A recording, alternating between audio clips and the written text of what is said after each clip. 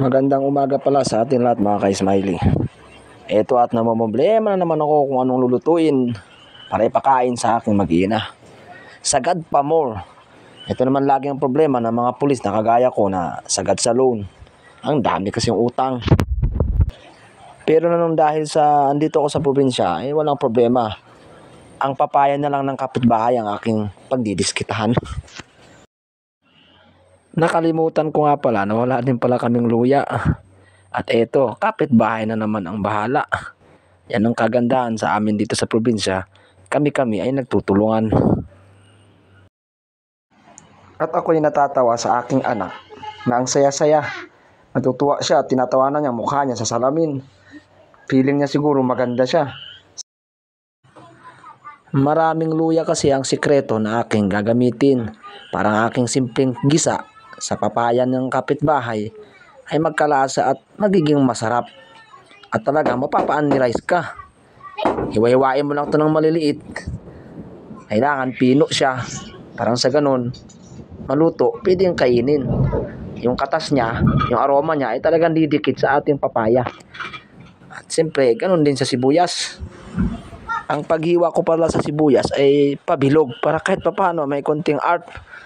Kasi pag pabilog yung hiwa ay kahit papano maganda sa paningin. Pwede nyo yung damihan, depende sa gusto nyo. Sinilip ko nga muna ang aking buntis na asawa. Mahal na mahal ko yan, kaya siya muna ang pagsisilbihan ko ngayon habang ako ay walang duty. At simulan na nga nating lutuin ang papaya ng aking kapitbahay. Yan lang naman ang simpleng luto pero napakasarap. Gamit ko dyan, use oil pa.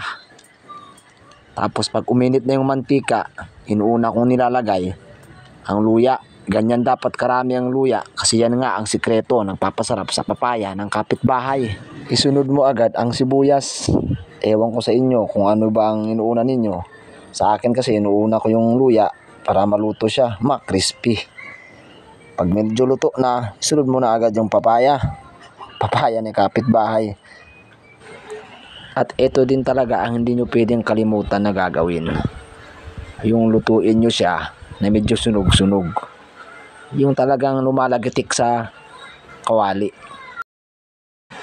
2 putahe nga pala ang ginawa ko dyan. Sinabawan ko yung kalahati at crispy ko yung kalahati. Masarap din pala dito ang tuyo. Kaya nagprito ko ng 3 piraso kasi mabibitin na naman ang misis ko. Matakaw po kasi. Kain na tayo mga ka-smiley. At wag na wag nating kalimutang magpasalamat sa Panginoon sa mga biyaya na pinagkaloob sa atin. At ito nga at mahiyain ng aking misis ayaw magpakita sa camera. Isa rin na sikreto ay kamayan style. Salamat nga pala kung nakaabot ka sa dulo ng video na ito. Salamat sa iyong panonood at i-comment mo na lang kung anong gusto mong lulutuin natin sa susunod.